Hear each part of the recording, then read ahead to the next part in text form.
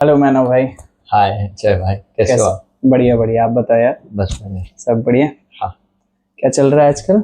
बस कुछ नहीं, एक्टिंग की प्रैक्टिस चलती है घर पे।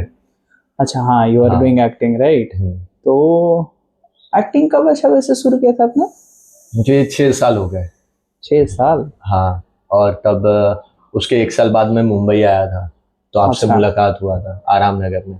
हाँ, फिर राइट। गन्ने का जूस पीने गए थे। I think Mukesh Chhabra casting के हाँ। बाहर मिले थे हम लोग, हाँ, है ना?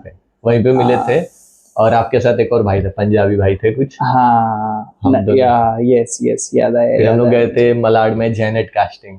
या बस में बैठ आई गए। Remember that, I remember that. ओ, आपने काफी। किसी को वीडियो कॉल भी किया था या तो ब्लॉग बनाया था, कुछ आई ऐसा थिंक किया सो। था। नो, ब्लॉग तो नहीं बनाया था। आई थिंक मैंने मम्मा को कॉल किया हाँ, होगा। तो आपने बताया भी था कि हम लोग नए दोस्त बने हैं, जा रहे हैं उनके हाँ, साथ। घर पे कॉल किया था मैंने हाँ, उस टाइम तो पे। मुझे सब याद है। काफी यही मोटिव ही है मेरा इसका कि मेरे को ऐसे टाइम पीरियड मोमेंट कैद करना है ऐसे कैमरे में हर एक दोस्त के साथ बैठ के। तो इसीलिए मैंने आपको भी बुलाया। एंड मैंने आपको इसलिए भी बुलाया क्योंकि आप क्या बोलते हैं, एक्टिंग कर रहे हो अभी। एंड आई कैन सी कि आपका एक्टिंग इम्प्रूवमेंट काफ़ी हुआ है पहले से। हम्म। तो इसी सिलसिले में मैं आपसे कुछ और सवाल पूछना ठीक है, चाहूँगा। ठीक है। आपके जैसे, कब आपने पहली बार एक्टिंग करने की सोची? मैंने सोचा तो ऐसे 7-8 साल पहले था, अच्छा। अहमदाबाद में ही। ओके कॉलेज में ऑडिशन हुआ था, ओके। तो मेरा फ्रेंड गया था, तो उसके साथ मैं भी गया था। अच्छा। तो डर लगता था लोगों के सामने, ऐसे लोगों के सामने करना। मैं पहले से क्या इंट्रोवर्ट टाइप का रहा हूँ बहुत पहले से ही, अच्छा। तो मुझे डर लगता था। तो उसने बोला कर ले किया, वहाँ से सिलेक्शन हुआ। फिर वहाँ से बोले कि नहीं, आपको अभी एक्टिंग और सीखनी पड़ेगी, तो ओके। चांसेस ज़्यादा आपके हैं। तो मैंने वहाँ पे फिर अहमदाबाद में 2 साल थिएटर किया, गुजरात अहमदाबाद। हाँ हाँ। वहाँ पे 2 साल थिएटर किया, हिंदी और गुजराती में। उसके बाद यहाँ पे शिफ्ट हुआ। ओके। तो जब मैं हुआ था फरवरी या तो मार्च में, तो मैं यही आराम नगर आया था, तब आपसे मुलाकात हुई थी। हाँ, जब आपने ऐसा सोचा, थिएटर वगैरह स्टार्ट किया, that was something around 2018 right? हाँ, 18-19 के 18, आसपास। 19। तो ऐसी क्या चीज़ आपको क्लिक हुआ, जैसे कि मुझे एक्टिंग करना है, जैसे कोई मूवीज देख लिया हो या फिर कोई आपके आसपास में ऐसा हो जो एक्टिंग कर रहा हो? तो ऐसा क्या इंस्पिरेशन है आपको, क्या लगा, क्या चीज़ देख के ऐसा लगा कि नहीं मैं भी एक्टिंग करना चाहता हूँ?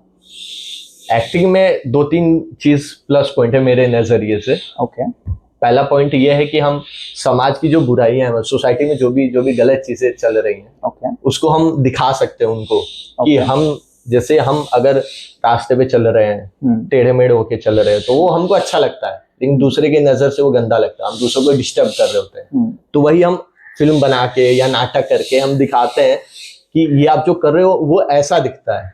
ओके। हाँ, तो वो फिर लोग सोचते हैं कि नहीं, ऐसा नहीं करना चाहिए। दूसरा चीज ये है कि मैं पर्सनली खुद लाइफ में मतलब पॉजिटिव इंसान हूँ, अब मुझे नेगेटिव बनना अच्छा लगता है। तो अगर मैं रियल लाइफ में नेगेटिव बनूंगा तो पुलिस ले जाएगी घर पे, अच्छा। ससुराल ले जाएगी। तो मैं क्या फिल्म में चाहता हूँ मैं नेगेटिव कैरेक्टर करूँ। तो आपका फेवरेट विलेन कौन सा है फिर? विलन तो हम जब छोटे तो अमरीश पुरी को बहुत गाली देते थे। अमरीश पुरी को जब भी देखते थे गाली देते थे।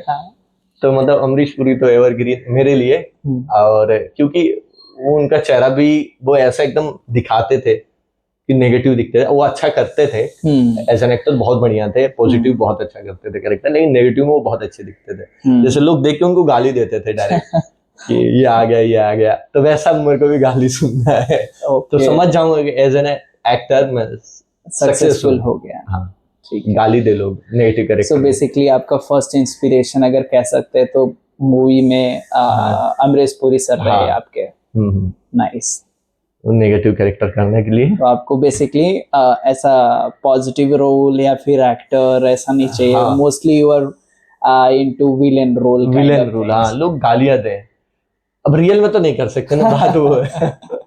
रियल में भी इच्छा होता है कि नेगेटिव पर बन के देखे कैसा फील होता है। ओके। लेकिन नहीं कर सकते, लोगों को नुकसान होता है, तो वो फिल्म में कर सकते हो, अच्छा लगता है। ओके। और कुछ हम क्रिएटिव भी कर सकते हैं जो रियल लाइफ में हम लोग नहीं कर सकते। थोड़ा जैसे हम डायरेक्शन में भी कर सकते हैं, लोगों को दिखा सकते हैं, उनका इमोशनल अब कोई हम जैसे इंसान है, हम लोग अभी बात कर रहे हैं लेकिन हमें back of the mind, back of the mind में बहुत सारे टेंशन रहते हैं, तो हम वो है ना लोगों से ना ट्रिगर कर सकते हैं फिल्मों के द्वारा, वो कनेक्ट कर सकते हैं, वो उनके इमोशन को हम बाहर निकाल सकते हैं। तो ये भी क्रिएटिव लिबर्टी होती है इसमें, एक्टिंग, ये सारी चीजें अच्छी लगती है। राइट। ये सारी चीजें हैं। तो मुंबई आप शिफ्ट हुए अराउंड 2019? हाँ शिफ्ट हुआ, लेकिन मैं अप डाउन करता रहा। अच्छा। क्योंकि अहमदाबाद पास में है, घर वाले बुलाते थे। तो आपने गुजराती में भी थिएटर किया हुआ है? हाँ गुजराती में किया हुआ है। अच्छा, थिएटर भी करते रहे हो आप हमेशा से ही? लेकिन मैंने कभी ग्रुप ज्वाइन नहीं किया। अच्छा। जैसे ग्रुप होता था ना कि जैसे ये फलाना जी का ग्रुप है, ठिमका जी का ग्रुप है, वैसा नहीं, क्योंकि उसमें फिर अपना जो खुद का नाम होता है वो चला जाता है। जैसे आप बोल रहे थे कुछ। हाँ, मैं जैसे पूछ रहा था कि आपने गुजरात में भी किया, और फिर बाद में जैसे बॉम्बे शिफ्ट हुए, तो गुजरात का ऐसा फिल्म इंडस्ट्री और बॉम्बे का फिल्म इंडस्ट्री कितना डिफरेंस आपको लगता है? बहुत है। मतलब जैसे गुजरात में जो प्रोफेशनलिज्म है, जो वहाँ पे लोगों की टाइम की कदर नहीं करते, मोस्टली जो भी स्टार्टिंग के लोग हैं, जैसे आप शुरुआत में रहेंगे तो आप तो एक निचले स्तर के लोगों से कांटेक्ट करेंगे ना, पहले कनेक्ट होंगे उनसे, तो वो थोड़ा प्रोफेशनल नहीं है। अच्छा। जैसे आपको शूट जो भी शुरू होगा वो अगर 12 बजे का रखेंगे, आप 12 बजे पहुंच जाएंगे, लेकिन वो शूट शुरू करेंगे 2-3 बजे। अच्छा। तो आपका टाइम वेस्ट होता है। राइट। आप तो लेकिन बहुत पहले से निकल चुके हो, माइंड बना चुके हो, फिर वो चीज नहीं है, और पेमेंट बहुत कम है वहां पे। ओके। रिस्पेक्ट नहीं है, रिस्पेक्ट तो चाहिए, जैसे नॉर्मल इंसान भी है, अगर कोई भी काम कर रहे हैं, जैसे हम कोई भी प्रोफेशनल पुलिस वाले हैं या वकील वाले, कुछ भी, तो रिस्पेक्ट तो चाहिए। राइट। तो इसमें भी सेम है, लेकिन यहाँ पे मुंबई में वो चीज बहुत अच्छी है। यहाँ पे पेमेंट भी अच्छा है, रिस्पेक्ट भी है, प्रोफेशनल लोग हैं यहाँ पे ज्यादातर, वैसी सारी चीजें हैं। और when it comes to struggle, आपको क्या लगता है गुजरात में ज्यादा स्ट्रगल है गुजराती फिल्म इंडस्ट्री में या फिर बॉलीवुड में? स्ट्रगल तो देखो, मैं टैलेंटेड लोगों के लिए कहीं स्ट्रगल नहीं है। वो बस सीखने के बाद, अगर जैसे एक फेज पे रहते हैं हम लोग, जैसे अगर सीख गए हैं, सीख रहे हैं, वैसे स्ट्रगल तो मुंबई में ज्यादा है, क्योंकि यहाँ पे ना स्टैंडर्ड बहुत हाई है। यहाँ पे जो एक्टिंग है, अभी तो जो सोशल मीडिया आ गया है तो लोगों को मालूम पड़ गया है कि क्या कैसे एक्टिंग करनी, क्या चीज है। जो हमने शुरू की थी हमको नहीं मालूम था। उस समय घर वाले मोबाइल भी नहीं देते थे हमको, तो यूट्यूब पे उतना अच्छे से एक्सेस भी नहीं कर पाते थे। तो अभी लोगों को मालूम पड़ गया है, तो घर से प्रिपेयर होके आ रहे हैं डायरेक्ट, वो अच्छे इंस्टीट्यूट में जा रहे हैं, FTI NST डायरेक्ट ज्वाइन कर रहे हैं। हमको ये सब गाइडेंस देने के लिए कोई नहीं था, तो एकदम प्रिपेयर होके आ रहे हैं। तो जो NSD या FTI बड़ी बड़ी इंस्टीट्यूट से अच्छी तरह एक्टिंग सीख के आ रहे हैं, और हमने जो खुद से थिएटर से करके धीरे धीरे सीखा है, खुद से रीडिंग कर करके, प्रैक्टिस कर करके, ग्रुप बना के, तो वो बेहतर होते हैं। तो अगर हमारा उनसे डायरेक्ट कंपटीशन होता है ना, तो फिर हम उसमें थोड़ा पीछे हो जाते हैं, लेकिन ये है कि करते हैं। तो आपने जब घर पे बताया कि आप एक्टिंग करने वाले हो, तो घर वालों का क्या रिएक्शन था? उन लोगों ने कुछ बोला या फिर आपको कुछ मतलब ऐसा डांटा, या फिर उन्होंने आपको और प्रोत्साहित किया कि नहीं बेटा अच्छा कर रहा है, जा तू मुंबई जा? मेरे घर वाले तो मुझे, मैं अगर अभी जाके डॉक्टर बनना चाहूँ तो सपोर्ट कर देंगे। अच्छा। मेरे घर वाले बहुत सपोर्टिव, पापा मम्मी सब, फैमिली पूरी। अरे वाह, नाइस। वो तो मैं कल डॉक्टर बोलूं बनना है तो बोलने जाओ बनो, ऐसा रोकते नहीं किसी चीज के लिए। नाइस।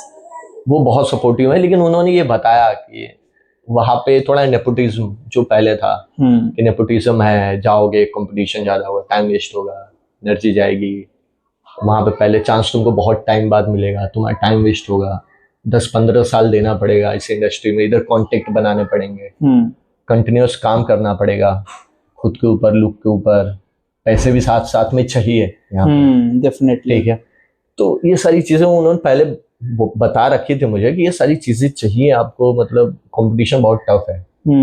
ये गाइडेंस दी थी मुझे, तो वो सही भी लगती है। जब यहाँ आते तो पता चलता है कि नहीं, ये सब सारी चीजें तो चाहिए ही चाहिए। आपको क्या लगता है एस्पायरिंग एक्टर होने के साथ साथ, क्योंकि मोस्टली लोग हम जैसे बॉलीवुड में मोस्टली इंटरव्यूज वगैरह देखते हैं, पॉडकास्ट देखते हैं, तो लोग उन्हीं लोगों का पॉडकास्ट में बिठाते हैं, या फिर वो इंटरव्यूज हम देखते हैं जो ऑलरेडी सक्सेसफुल हो चुके हैं या एक सर्टेन लेवल तक पहुंच चुके हैं। कोई भी ऐसे aspiring actors like you and couple of my friends, तो एज एस्पायरिंग एक्टर आपको क्या लगता है कि नेपोटिज्म है? नेपोटिज्म तो है, लेकिन साथ में टैलेंटेड लोग भी हैं, ओके। मतलब जो बाहर से आए हैं। बस ये रहता है कि जो नेपोटिज्म ऐसा बोलना है, वो तो हर जगह है।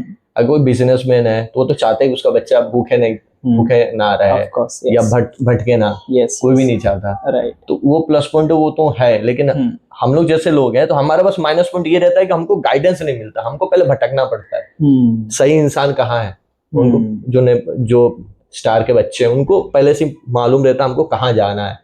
तो वो जो भटकाव रहता है वो कम हो जाता है, हमारे में भटकाव ज्यादा रहता है। बस यही, बाकी काम तो सबको मिलता है जितना टैलेंटेड रहोगे। तो ये जो सही इंसान है, इसको बॉलीवुड में सही इंसान खोजना कितना मुश्किल है या कितना आसान है एक एस्पायरिंग एक्टर के लिए?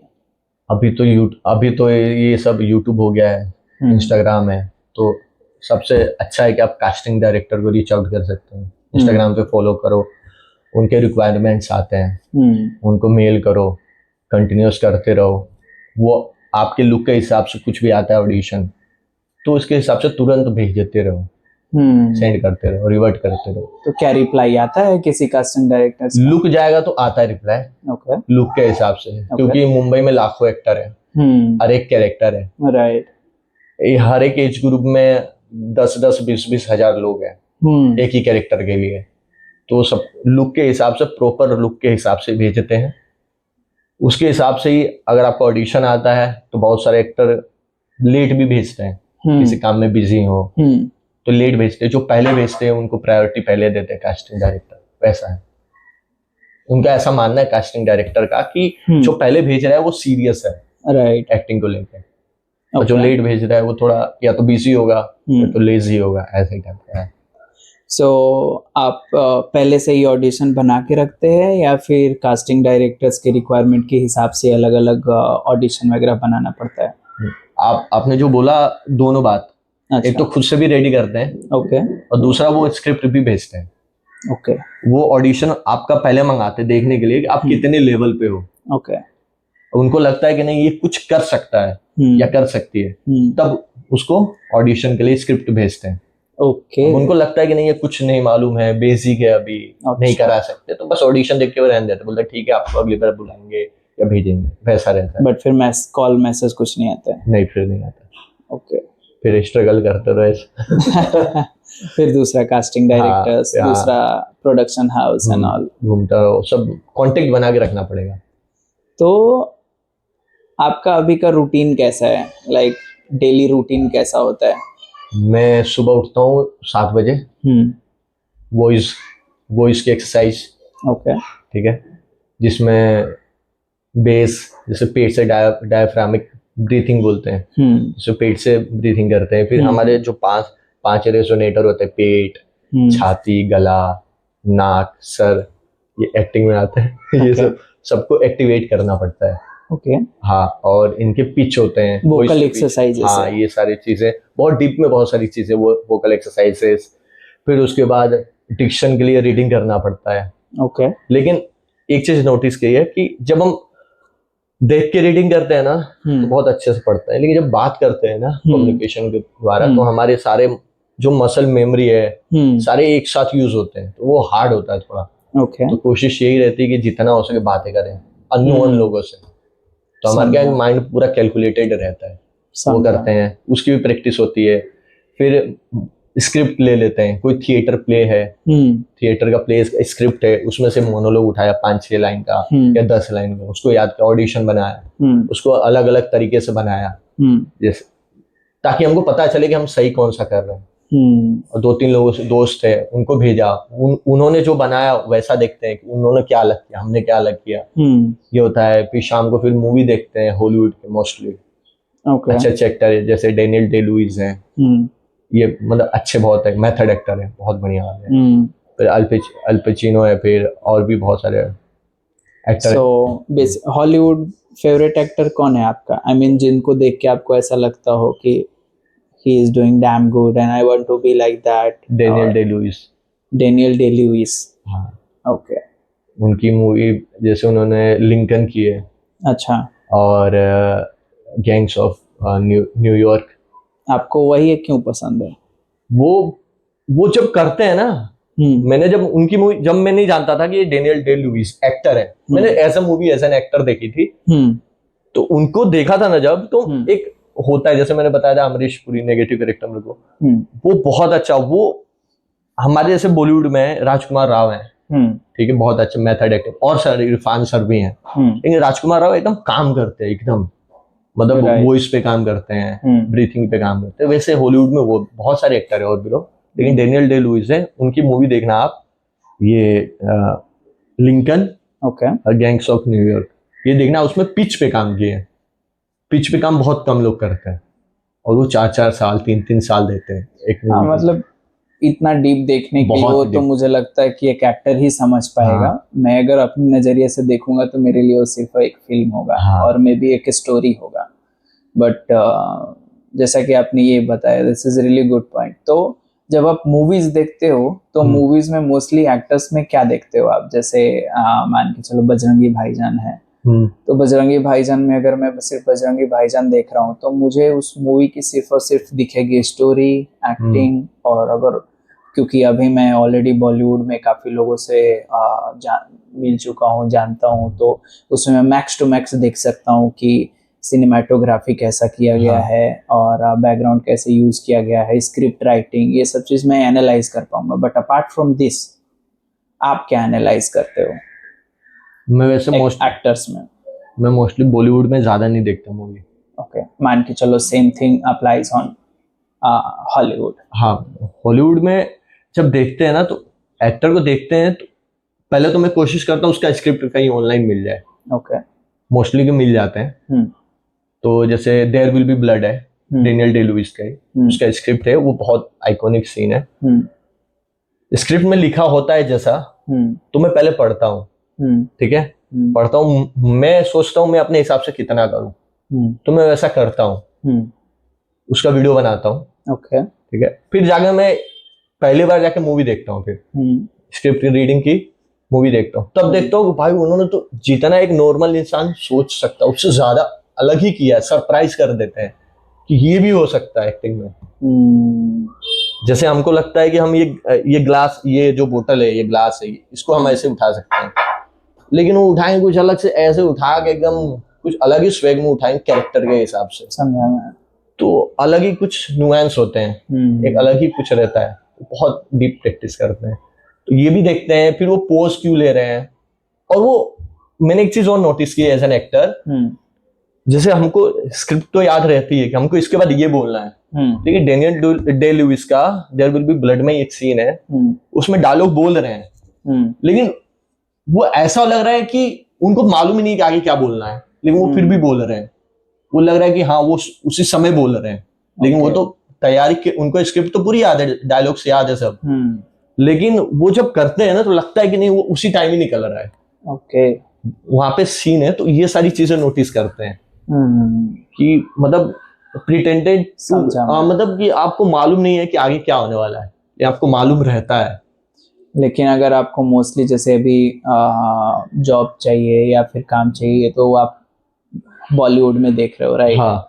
सो बॉलीवुड में ऐसा आपको कौन सा डायरेक्टर ऐसा लगता है कि he is working with genuine script, और जिनको देख के आप इंस्पायर होते हो, और ऐसा ड्रीम है कि मैं इनके मूवीज में या फिर इनके प्रोडक्शन या फिर इनके अंदर काम करूं किसी भी रोल के लिए? एक है अनुराग कश्यप, ओके, दूसरे हंसल मेहता सर, तीसरे संजय लीला भंसाली। बाकी और भी सारे बहुत सारे अच्छे डायरेक्टर हैं, आर्ट फिल्में बनाते हैं, ये बहुत बढ़िया करते हैं। अनुराग कश्यप, आपको इन्हीं लोगों के मूवीज में क्यों काम करना है? ये है ना, मतलब एक्टर को लिबर्टी देते हैं। ओके, हाँ, वो ट्राई करते हैं। जैसे बहुत सारे डायरेक्टर क्या होता है, स्क्रिप्ट के अनुसार ही काम करते हैं, कि ये स्क्रिप्ट है इसके अनुसार ही बोलो, जो लाइन एकदम सेम टू सेम बोलो। वो थोड़ा लिबर्टी देते हैं, जल्दी कट नहीं बोलते हैं। जैसे लाइन खत्म हुआ कट, बहुत सारे डायरेक्टर कट बोल देते हैं, वो नहीं बोल, देखते क्या करता है ये, राइट, कट नहीं बोल, थोड़ा देते हैं 30 सेकंड 20 सेकंड फ्री देते हैं कि ये क्या करता है, खुद से क्या खेलता है, और वो एक्टर को टाइम देते हैं, तुम कैरेक्टर के ऊपर काम करो। बहुत सारे लोग का फटाफट मूवी बनानी है, पैसे कमाने हैं। प्रोड्यूसर ऐसे होते हैं जो कि नहीं हमको एक साल में 10 मूवी आनी चाहिए, कोई भी एक्टर उठा लो, नाम वाम है अच्छा, बस बना दो। लेकिन एज एन एक्टर हमको भी काम करना पड़ता है, अच्छा लगता है कि आर्ट आर्ट है, कैटेगरी है, तो हम उसमें कुछ दिखाएं अलग चीज। ये हॉलीवुड में टाइम देते हैं, बस बॉलीवुड में कम टाइम देते हैं। जैसे संजय लीला बंसाली वो सारे 2-3 साल लगाते हैं मूवी बना अच्छे से, पूरा वो लाइटिंग भी करते हैं, म्यूजिक भी देते हैं, वो बहुत महारत के हैं। हंसल मेहता सर मतलब वो जल्दी कट वट नहीं बोलते, फ्री कर देते हैं कि मतलब एक्टर को जैसे। अनुराग कश्यप सर एक्टर को लिबर्टी देते हैं कि तुमको जैसे करना है करो, एक वो खुद के नजरिए से भी देखते हैं, एक एक्टर के भी वो भी देते हैं कि तुम एक बार तुम भी खुद के अपने हिसाब से कर लो वैसा। जो उनके साथ काम किए असिस्टेंट डायरेक्टर उन लोग के द्वारा मैंने सुना है ये सब। Nice, very good observation, knowledge. ये सब चीज मुझे लगता है कि वो सब लोग नहीं बता पाएंगे जो बॉलीवुड में ऑलरेडी सक्सेसफुल है। I think as a aspiring actor you are going through lot of research कि कहाँ से कौन कैसे करता है, किसका क्या स्टाइल है। तो इन सब का स्टाइल वगैरह सब कुछ देखने के बाद अपना, आप जैसे कि बताया कि आप ऑडिशन वगैरह बनाते हो, तो आपके लिए भी सबसे ज्यादा चैलेंजिंग क्या होता है? सबसे ज्यादा चैलेंजिंग यही होता है कि हमको जब ऑडिशन का स्क्रिप्ट आता है तो हमको ब्रीफिंग नहीं रहता है कि कैरेक्टर के साथ क्या क्या हो रखा है।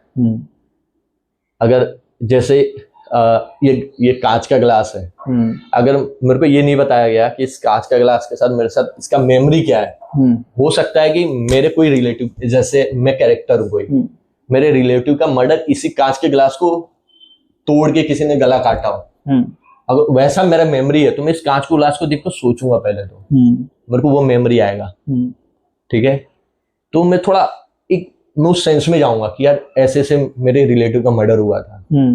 ठीक है, तो मेरा ये उसके साथ मेरा ऐसा कनेक्शन होगा।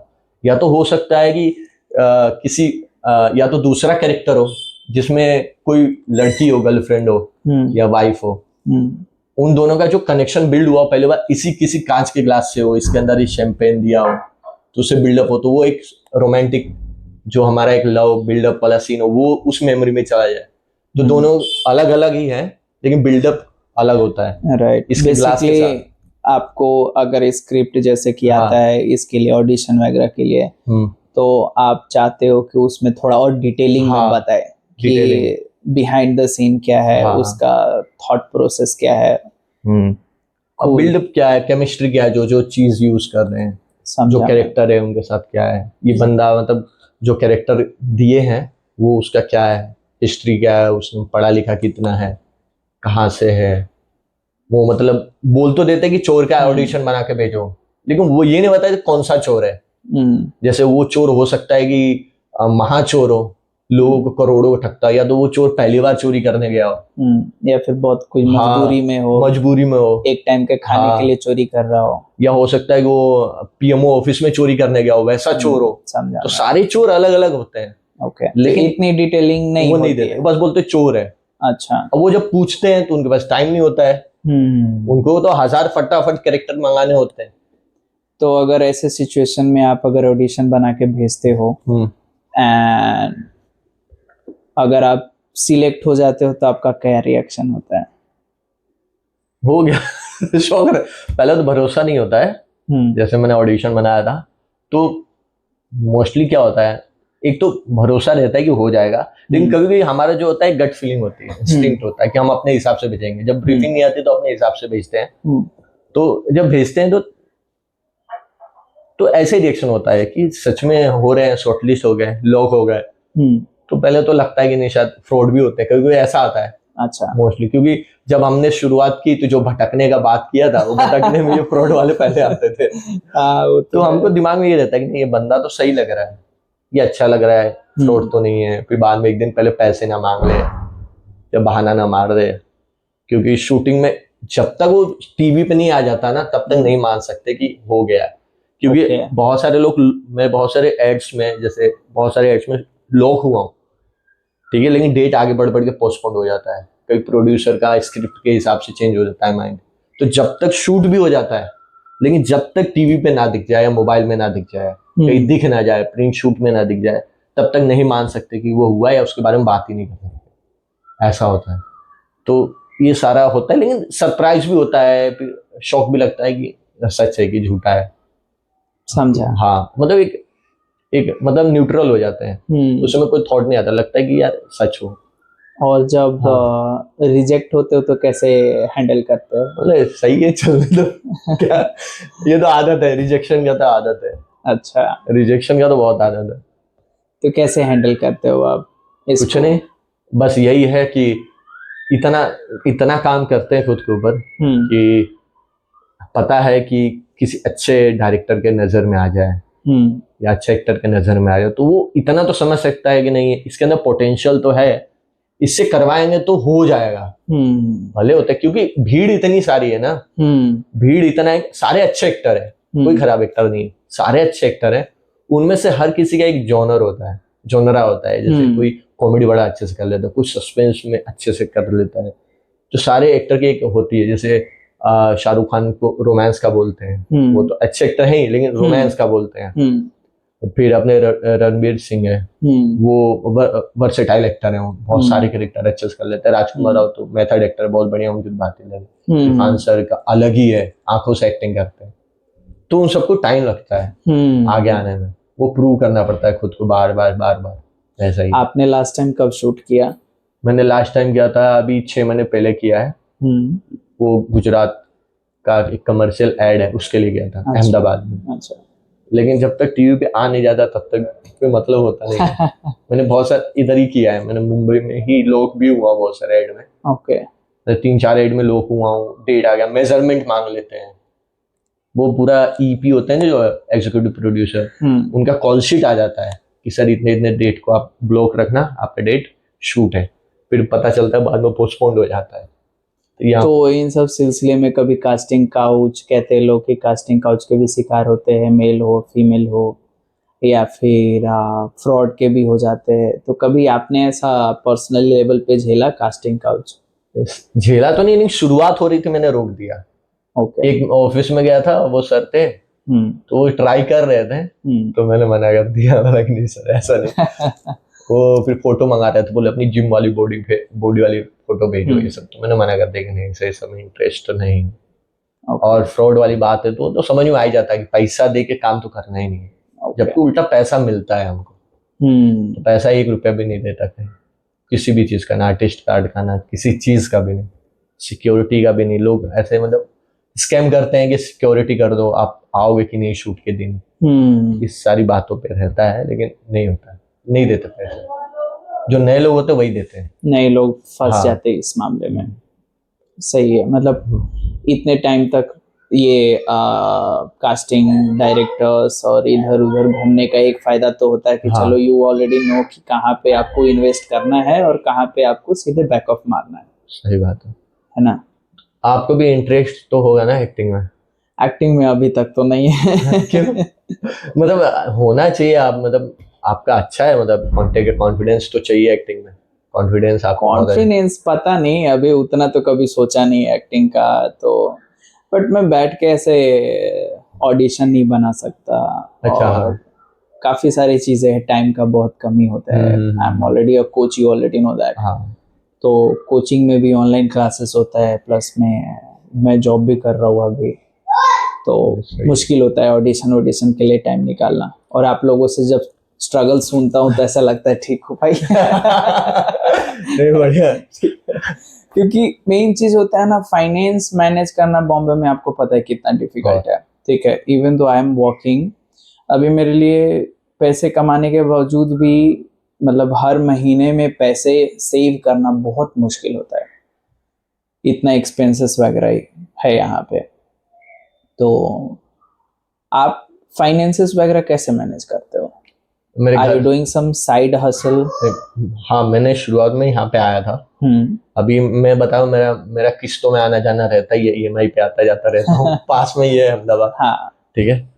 तो मैं आया था तो कास्टिंग डायरेक्टर का काम भी किया था मैंने। अच्छा। और 2 महीने। ओके। यहाँ पे है कास्टिंग वाले का नाम नहीं लूंगा। तो वहाँ पे 2 महीने काम किए, तो वहाँ से भी पैसे मिले मुझे कुछ। ओके। और एज एन एक्टर मुझे पता चला कि मैं जहाँ एक लेबर वर्क होता है, हमको पता होना चाहिए कि हमको अपना पोटेंशियल, हमारा जो भी इंडस्ट्री में लुक वाइज काम होता है पहले, ठीक है, तो उस लुक के हिसाब से हमको ऑडिशन भेजना चाहिए। हर इंसान के एक चेहरे के हिसाब से कैरेक्टर होता है, ओके।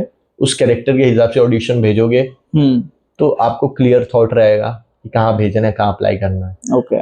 तो उस हिसाब से मैं किया। फिर पैसे की जो बात है, आप तो घर से भी मंगा लेता हूँ, और मैंने बहुत पहले से ही जब मुंबई में आया था शूट वूट करते करते, मेरे ज़्यादा खर्चे है नहीं, रूम रेंट ही है, जिम का खर्चा है बस, बाकी कुछ है नहीं मेरा शौक। तो मैंने शेयर मार्केट में इन्वेस्ट करके रखा है, तो मैं विड्रॉ करते रहता हूँ। ओके। अभी है उतना कि 6-7 महीने तो अभी चल जाए। बारिश में बहुत जरूरत होती है, बारिश में शूटिंग कम हो जाता है इसलिए, तो है घर वाले भी भेज देते हैं पैसे। ठीक है, मतलब मैनेज कैसे हो जाता है? हाँ, शूटिंग से पैसे बचते हैं, मिलते हैं। जैसे कोई एक शूट कर लिया, 15-20 हजार मिल गए, इन्वेस्ट कर दिया शेयर मार्केट में। तो मैं करता हूँ, तो मैं मतलब थोड़ा नॉलेज है, लॉन्ग टर्म के लिए करता हूँ, तो मेरे पैसे मतलब 1.5 गुना 2 गुना तो हो ही जाते हैं, ऐसा है शेयर मार्केट में। आप जैसे कि ऑलरेडी काफी दिन से हुए यहाँ पे, तो आपको ऑलरेडी नॉलेज है, बट आप उन लोगों को क्या कहना चाहोगे जिनका कोई सच में बैकग्राउंड नहीं है लेकिन फिर भी वो एक्टिंग करना चाहते हैं और बॉम्बे में आते हैं?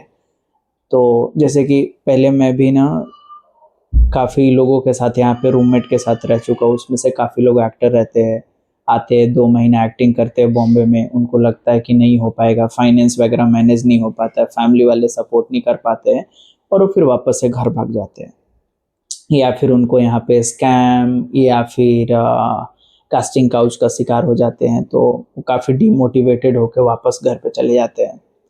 तो आपको क्या लगता है कि नए लोगों को आप क्या एडवाइस देना चाहोगे कि अगर वो बॉम्बे आते हैं तो पहली चीज़ उनको क्या अवॉइड करना चाहिए फिल्म इंडस्ट्री में अपना हाथ आजमाने से पहले?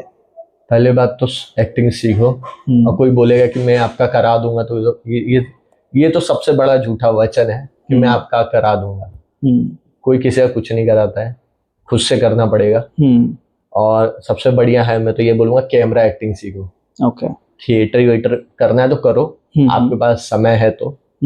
अगर आपको कम समय में ज्यादा काम करना है तो डायरेक्ट कैमरा एक्टिंग सीखो। मुंबई में 1-2 अच्छे इंस्टीट्यूट है जो टॉप के हैं, आप यूट्यूब पे डालोगे या गूगल पे तो आपको बता देंगे वो ये टॉप के हैं। टॉप में जाओ, या FTI करके है, जैसे राजकुमार राव, विजय वर्मा, उन्होंने किया है, तो आप वहां जा सकते हो। आपके अगर आप कहीं दूसरी जगह रहते हो, मुंबई से बाहर, ठीक है, तो आपके एरिया में, आपके राज्य में जो सबसे बेस्ट है वहां जाके सीखो। क्योंकि आप एक्टिंग लाइन में ना, लोग ऐसा सोचते हैं ना कि हम जाएंगे वहां पैसा ज्यादा लगेगा, लेकिन ये नहीं सोचते कि उनका कांटेक्ट भी बनेगा। अच्छी जगह जा रहे हैं तो अच्छे लोगों से मिलेंगे, टॉप के लोगों से मिलेंगे, तो जो चीज वो 4 साल में सीखना होगा ना, वो 1 साल में सीख के बैठ जाएंगे। और at the end time is money. कम समय में आप जितना ज्यादा कमा लो, पैसे बहुत बढ़िया है। जैसे अभी आपने बोला कॉन्टैक्ट के बारे में, आपको क्या लगता है कि अगर बॉलीवुड में अच्छे लोगों से कांटेक्ट हो या फिर मतलब जेन्युइन लोगों से भी कांटेक्ट होने के बावजूद भी काम मिलती रहता है? लो लेवल पे मिलता है। सीरियल में आपको मिल जाएगा, एक लेवल तक ही मिलेगा, लेकिन आपको लॉन्ग लास्टिंग होना है ना, तो आपका टैलेंट ही काम आएगा। आपका जो फाइनेंस है ना, जो पैसे का प्रॉब्लम है, वो कॉन्ट्रैक्ट से सॉल्व हो जाएगा। लेकिन आपको लॉन्ग लास्टिंग चलना है, यानी जैसे 10-12 साल पूरे मतलब छाना है बॉलीवुड में, मतलब आपका नाम हो एक अलग से, तो उसके लिए टैलेंट होना चाहिए, उसके लिए सीखना ही पड़ेगा एक्टिंग। और मेन चीज उसमें टेक्निक होती है। आप एक्टिंग करोगे, अब जैसे बहुत सारे मैंने देखा है, जैसे मैं पहले खुद भी करता था कि गुस्से में बहुत सारे लोग चिल्लाते गले से, जबकि वो एक्चुअली गले से चिल्लाता ही नहीं होता है। चिल्लाना यहाँ से होता है, यहाँ से एनर्जी होती है, यूज करनी होती है। हम लोग जब शुरुआत में करते थे तो यहाँ से चिल्लाते थे, गला बैठ जाता था दूसरे। तो जब हम लोग यहाँ से चिल्लाते हैं तो हमारा गला नहीं बैठता। तो ये टेक्निक होती है कि हम लोगों को, ऑडियंस को मालूम तो पड़े कि हम चिल्ला रहे हैं, हमारे शरीर से गुस्सा आ रहा है, लेकिन यूज इसका कैसे करना, वो सारी चीजें टेक्निक होती है। वो कैमरा एक्टिंग में जब सीखते हो, वो टेक्निक मालूम पड़ती है। आप चिल्लाओ तो लोग बोलते हैं पेट से चिल्लाओ, लेकिन पेट से नहीं चिल्लाते, वो होता है यहाँ से, एनर्जी यहाँ से आती है, लेकिन यूज यहाँ से करते हैं, जो हेड का होता है रेसोनेटर, वहां से यूज करते हैं। तो वो कैमरा एक्टिंग में सिखाते हैं। जिसके पास मान के चलो इतना फाइनेंसेस वगैरह भी नहीं है, उनके लिए आप डेली बेसिस पे क्या सजेस्ट करोगे? जैसे कि अगर मैं एक बताऊं कि या एक तरीके से पूछो, एक आइडियल एस्पायरेंट एक्टर का डेली रूटीन कैसा होना चाहिए आपके हिसाब से? पहले सुबह उठते ही खाली पेट तो वॉइस करना पड़ेगा, वॉइस और डिक्शन, ठीक है। और दूसरी बात, उसके बाद आप पूरे दिन मूवी देखना कोई एक्टिंग प्रैक्टिस में नहीं आता है। ये चीज तो है, लोग 3-3 घंटा मूवी देखते हैं, बस वही छोड़ देते हैं। पहले तो वॉइस करो, ठीक है। फिर दूसरा है, उसके बाद है आप ऑब्जर्व करो तो वो इंसान कर रहा है, क्यों कर रहा है वो ऐसा। मैं होता तो कैसा करता। अब जो मेरा माइंड का स्टेट है उस हिसाब से होता कैसे करता, उसने क्यों किया, क्या हो सकता है उसके साथ। हो सकता है उसकी बीवी ने घर से भगाया हो, या हो सकता है उसकी गर्लफ्रेंड ने पीटा हो उसको, मम्मी पापा ने पीटा हो। तो ये जो थॉट है वो सोचो, क्यों किया ऐसा, उसने ऐसा क्यों किया। हो सकता है वो पागल हो, तो ऑब्जर्व करना पड़ता है एक इंसान को पकड़ के। उस घर पे आके बैठ के सोचो कि किया, हो सकता है ये भी रीजन हो। तो जो पर्सपेक्टिव होता है हमारा वो चेंज करना पड़ता है बार बार। आपने जो बोतल का ढक्कन बंद किया वो आपने ऐसे क्यों बंद किया, दूसरे हाथ से क्यों नहीं बंद किया, तो ये भी रीजन सोचना पड़ता है। मैं बता रहा हूँ। और जो उनका ये वॉइस का तो काम तो करना पड़ेगा, वॉइस का तो काम करना ही पड़ेगा। ओके। मैं बोल रहा हूँ कुछ, माइक में नहीं आएगा तो क्या मतलब, माइक में नहीं आएगा तो क्या मतलब। माइक में आने के लिए थोड़ा आवाज लाउड होना पड़ता है, करना पड़ेगा। मेरा पहले आवाज अभी भी परफेक्ट नहीं है, लेकिन पहले बहुत कम था। तो मैंने धीरे धीरे करके और थोड़ा बेसी आवाज, भारी आवाज, ताकि भारी कर सके, ऐसा थोड़ा प्रैक्टिस करना पड़ता है। फिटनेस कितना मैटर करता है इसके लिए? बहुत। फिटनेस तो हर जगह है। आपको पैसे हैं लेकिन आप बीमार पड़े हो पलंग पे, आपका बॉडी पेन कर रहा है, सर पेन कर रहा है, चल नहीं पा रहे हो, मतलब apart from the general fitness, हाँ, एक लाइक क्या एक particular good shape of the body matter करता है इसमें बॉलीवुड में? अगर आप अपार्ट फ्रॉम लाइक टैलेंट वगैरह वो तो है ही, ठीक है, बट क्या अगर टैलेंट के साथ अगर किसी की बॉडी भी बहुत अच्छी है, अगर वो फिटनेस पे काम करता है, डेली बेसिस पे 2-3 घंटा वर्कआउट कर रहा है, या वेरी गुड फिजिकल अपीयरेंस, तो is that a plus point और इट्स लाइक ठीक है? प्लस पॉइंट तब होगा जब वो कैरेक्टर के हिसाब से बॉडी जाएगी। अगर उनको आर्मी वाली बॉडी चाहिए, मान लो आपका लुक है आर्मी के जैसा, अब बॉडी पतला सा हड्डी जैसा है, तो फिर नहीं लेंगे वो आपको। लेकिन आपकी बॉडी अच्छी है, मतलब नॉर्मल होनी चाहिए आर्मी लुक में, तो आपने अगर उस टाइप का फिजिक्स बना के रखा है आपका, राइट, ठीक है, तो आपका लुक जाएगा, आपके चांसेस ज्यादा है। लेकिन वहीं पे अगर किसी गरीब इंसान का जो भूखमरी का शिकार है, ठीक है, उसके हिसाब से अगर जाएगा तो कैरेक्टर वाइज होता है। लेकिन जो आपने बात किया बॉडी के हिसाब से, तो बॉडी के हिसाब से तो वैसा कैरेक्टर के हिसाब से होगा। लेकिन जो फिटनेस की बात है वो तो जरूरी है, फिट रहना पड़ेगा। आप पतले भी हो तो भी बीमार ना हो। अब जिम हमको लगता है कि हम बॉडी बनाने जा रहे हैं, ऐसा नहीं होता। जिम में जाओ या क्रॉसफिट करो, कुछ भी करो, फिटनेस के लिए करते हैं। पहले जरूरी है फिट रहो, उसके बाद फिर आप शेप में ना हो वो आपका पर्सनल मैटर है। और एक्सरसाइज करना कितना जरूरी है? बहुत जरूरी है? हाँ, एनर्जी रहती है, ऑल डे एनर्जी रहते हैं, कूदते रहते हैं, फांदते रहते हैं। तो when it comes to the fitness, that was the पहले जैसे कि आपने बताया आप सुबह में उठते हो, वोकल एक्सरसाइजेस करते हो, फिर मूवीज वगैरह देखते हो, ऑडिशन बनाते हो अगर ऑडिशन आया हुआ है ऑलरेडी तो, या फिर अपने दोस्तों के साथ बातचीत करके उनका रिव्यू लेते हो अपने वीडियोस पे और बाकी सब चीज। तो फिटनेस के लिए क्या करते हो आप? फिटनेस के लिए मैं ऑल डे अच्छा खाता हूँ। टेस्ट पे मैं टेस्ट जल्दी नहीं देखता। मैं देखता हूँ कि न्यूट्रिएंट्स जो हैं खाने के अंदर वो कितना मिल रहा है मुझे। मैं जैसे पनीर वनीर खाता रहता हूँ, तो मेरे एक टेस्ट के बाद बोर हो जाते हैं। कितना दिन खाएगा इंसान पनीर, अलग वेराइटी में बोरियत हो जाती है। लेकिन मैं प्योर वेजिटेरियन हूँ, तो मैं अंडे नॉन वेज पे तो जा नहीं सकता, मुझे पनीर से ही लेना पड़ेगा या वेज से। वे कॉस्टली ज्यादा हो जाता है, तो पनीर वनीर थोड़ा कॉस्टली कम है, लेकिन क्या है वे भी ज्यादा नहीं ले सकते, वो सप्लीमेंट है, तो दिन में 1-2 बार ही ले सकते हैं, ज्यादा नहीं ले सकते। तो पनीर वनीर सोया से ये थोड़े टेस्टलेस लगते हैं, तो ये सब कॉम्प्रोमाइज करके, मतलब यही सारी चीजें खाता है। बोर नहीं होता है ऐसे खा के? बोर तो होते, लेकिन शरीर के लिए करना पड़े, फिट रहना है, करना पड़े। टेस्ट के लिए तो सबसे अच्छा तो वही लगता है कि Pepsi P low, Coca Cola P low, लेकिन पिज्जा खा लो, अच्छा लगता है, लेकिन लॉन्ग टर्म के लिए सही नहीं है। सही नहीं है, राइट। हफ्ते में 1-2 बार खा लो चल जाएगा। मैं वो भी नहीं खाता हूँ। मेरे को पिज्जा अभी खाया था, 10-15 दिन पहले खाया था 2 पिज्जा, और उससे पहले मालूम नहीं कब खाया था, 6-7 महीने पहले खाया था। जल्दी नहीं खाता था कोई भी चीजें बाहर की। आप खाते हो पिज्जा विज्जा? बहुत rare, like Rare. Once in a month, twice in a month, कभी पार्टी वार्टी में गए तो खाया, ऐसा नहीं। सही है, तो आप भी मतलब पूरा एकदम ध्यान रखते हो। पूरा तो नहीं कह सकता कि मुझे कार्ब्स की जरूरत पड़ती है, हाँ। क्योंकि मैं काफी सारा मेरा फिजिकल वर्क ज्यादा है, तो कार्ब्स मुझे खाना पड़ता है। साथ में कोशिश करता हूँ प्रोटीन इंटेक भी सही क्वांटिटी में हो, तो ठीक है, बहुत बैलेंस्ड खाता हूँ मैं। कार्ब्स एंड प्रोटीन का, कार्ब्स प्रोटीन फैट का बहुत बैलेंस्ड वो होता है, कॉम्बिनेशन होता है मेरे डाइट में, डे टू डे डाइट में। आपका मेरे को ड्राइंग बहुत अच्छा लगता है। अरे थैंक यू सो मच यार। आप ये जो बनाते हो स्केच, जब मैं बहुत पहले आया था तो आपने पूरे वॉल पे कर दिया था। हाँ, वो फिर बाद में पेंटिंग कराया तो हाँ। हटाना पड़ा ये उसको। अच्छा लगता है, मतलब एक वॉल हो ऐसा बढ़िया। अरे थैंक यू सो मच यार। ये मतलब आप सरप्राइज कर देते हो कुछ ना, जब भी आओ 2-3 महीने कोई ना कोई एक टैलेंट एड ऑन हो जाता है। अरे बस कोशिश में लगे हुए हैं यार, कि कुछ ना कुछ बस करते रहना है। नहीं नहीं, आप तो लैंग्वेज भी चालू है, अभी लैंग्वेज सीखना है कि अभी टाइम मिलता है उसके लिए लैंग्वेज सीखना? ट्राई करता हूँ, बट अभी तो छोड़ दिया है मैंने। मराठी सीख रहा था मैं पहले, बट बीच में थोड़ा बंद हो गया।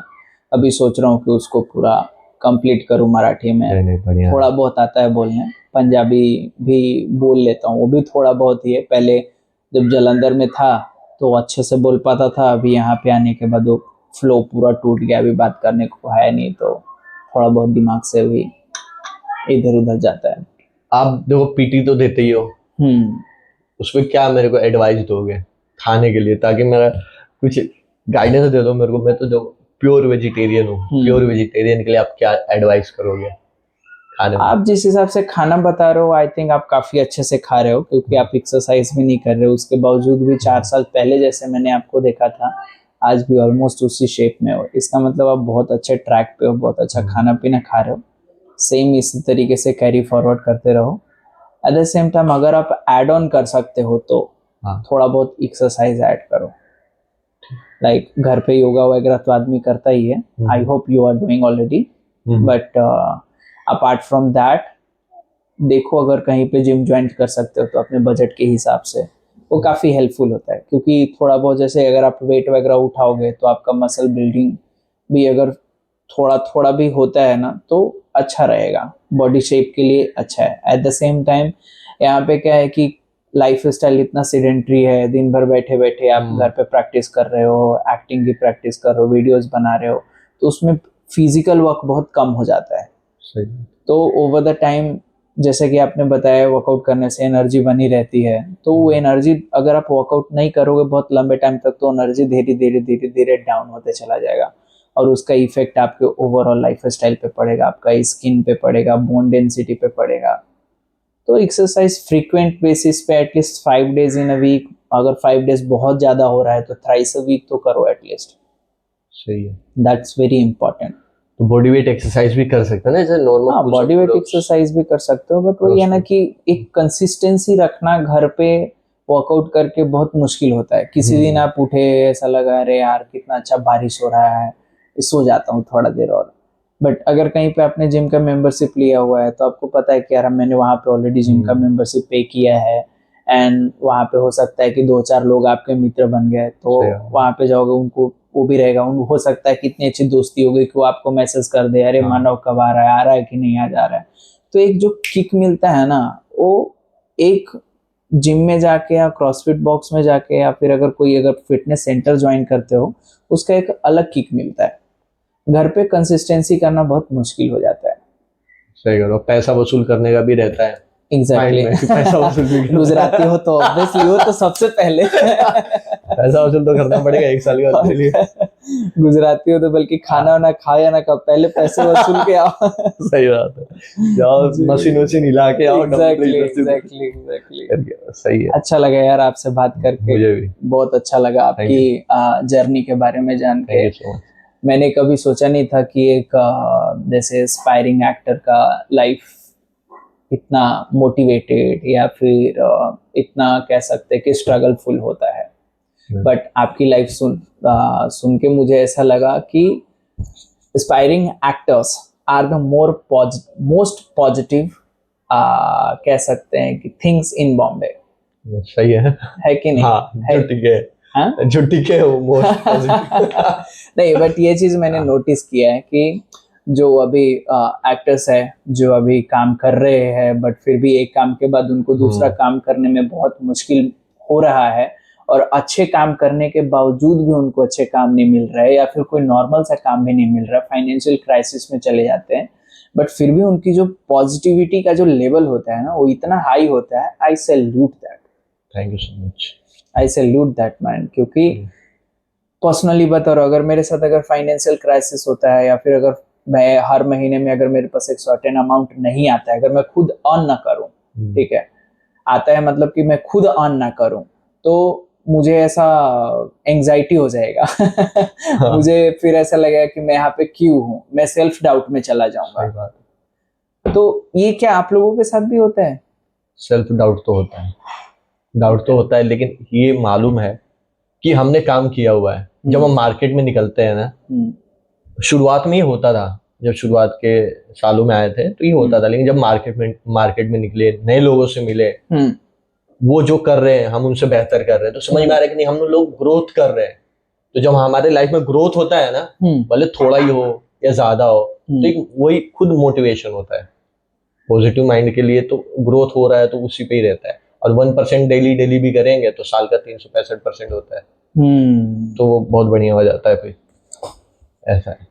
तो यही सब मोटिवेट करता रहता है हमको, खुद को मोटिवेट करते रहते हैं। वो पैसा भी है, फेमस भी हो जाएंगे, वैसा है, खजाना है लास्ट में इतना सारा। बस वहां तक पहुंचने भर की देरी है। हाँ, बस ये है कि इसमें इस खजाने तक पहुंचने के लिए सिर्फ अपना एफर्ट नहीं, बहुत लोगों का एफर्ट लगेगा। बहुत सही बात है, सबका लगता है। ये पूरा एक कोलैबोरेटिव टाइप का है, मतलब सारे, आपको कोई दोस्त ने हेल्प कर दिया, अगर कोई अच्छा डायरेक्टर मिल गया, उसके दिल में अगर लगा कि नहीं यार ये बंदा अच्छा कर रहा है, इसको हेल्प करना चाहिए, उसकी अगर मन में आ गया तो वो आपको चांस दे देगा। तो बहुत सारे लोग हैं करते हैं हेल्प, गाइडेंस करते हैं। आपसे मिला, आपके थ्रू किसी और से भी मिला, तो ऐसा होते रहता है। ओके, तो ऐसे बिल्डअप हो जाता है। आप तो इतना गाइड करते ही रहते हो। हम जब कितने 5-6-7 साल हो गए ना हमको, बहुत पहले 6 साल पहले, 5 साल 2020 में हम लोग मिले थे। हाँ, और 2020 में मुझे याद है, मुझे तो वो भी याद है, साथ में घूमे भी थे। हाँ याद है मुझे भी। फिर आप फिटनेस में उस टाइम कर रहे थे ना, अप्लाई किए थे। उस टाइम मैं फिटनेस ट्रेनर का कोर्स कर रहा था एक्चुअली में, क्रॉसफिट, राइट। तो मुझे सब याद है, आपसे मिला था। नाइस यार, really nice to talk to यार यू। एक चीज और आपकी बात बताता हूँ अच्छी। क्या? मेरा एक दोस्त मिला था, मिला मुझे बंदा, वो बाद में दोस्त बन गया। क्यों? क्योंकि उसकी जो लैंग्वेज है ना, आपकी लैंग्वेज से मैच करती है। आप जितना प्यारा बोलते हो ना, वो भी सेम झारखंड का है। अच्छा, अभिषेक पाडिया नाम है। ओके। उसकी भी लैंग्वेज सेम है, और मैं उसको मिलता हूँ, उसको बोलता हूँ कि मेरा फ्रेंड है जय, उसकी भी लैंग्वेज सेम एकदम, दोनों लोग की मैच करती है। मतलब जो बोलता है ना वो मृदुल भाषी, एकदम प्यारी मधुर भाषा वाले, वैसी लैंग्वेज है आपकी। तो अच्छा लगता है बात करके, मतलब एक मिठास है आपकी भाषा। थैंक यू सो मच यार, वेलकम। ये बात सच है, मैं झूठ नहीं बोल रहा हूँ। मेरे को सच में इतना तारीफ सुनने की आदत नहीं है। नहीं, मैं, वो भाई भी झारखंड के थे। मैंने बताया कि आपके बारे में बताया कि वो भी भाई झारखंड के, दोनों को, और सेम लैंग्वेज एकदम सेम है। लेकिन क्या है कि दोनों अलग है, जानते नहीं होंगे आप। आपके सरनेम अलग है। डेफिनेटली मैं नहीं जानता उसको, कौन है वो। सेम, मैं दिखाऊंगा आपको बाद में फोटो। कूल मस्त, ठीक है। Thank you so much Jay भाई, really nice to talk to you. मुझे भी मजा आया। आपके साथ तो मजा ही आता है, सब पेंटिंग वेंटिंग सब। अरे बस भाई, इससे ज्यादा और नहीं, और मेरे को हार्ट अटैक आने वाला है।